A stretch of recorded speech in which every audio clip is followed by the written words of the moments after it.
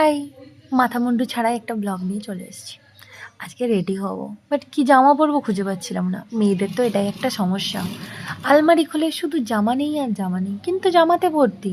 কিন্তু এটা তো সমস্যা, কি আর করা যাবে। যাই হোক, রেডি হচ্ছিলাম, একটু যাব বাইরে আর কি ঘুরতে।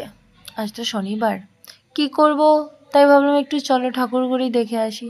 তারপরে এই যে আমরা না একটু বড় বাজারে গেছিলাম, দেখছিলাম এখানে ঠাকুর বিসর্জন হচ্ছিল, আর আমি আর বর এখানে মজা নিচ্ছিলাম।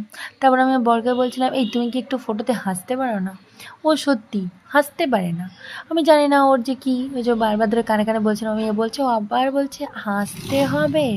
যাই হোক, তারপর চলে এলাম একটু পেট পুজো করতে।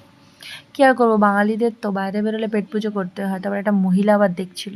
যাই হোক, আমি এখানে চিকেন 65 খেয়ে আবার ঘুরতে চলে এলাম। যাই হোক, গোলকচ্চকের ঠাকুরটা সত্যি আমার খুব ভালো লেগেছে। আর সামনে এই যে একটি মহিলা যাচ্ছিল, আমি জানি না তার চুলটা এত বিচ্ছিরি মার্কা লাগছিল, বারবার আমাদের সামনেই আসছিল। বাই দ্য ওয়ে, কী আর করবো। এবার যাই হোক, আস্তে আস্তে ধর্মাতেও এই ঠাকুরটা দেখলাম।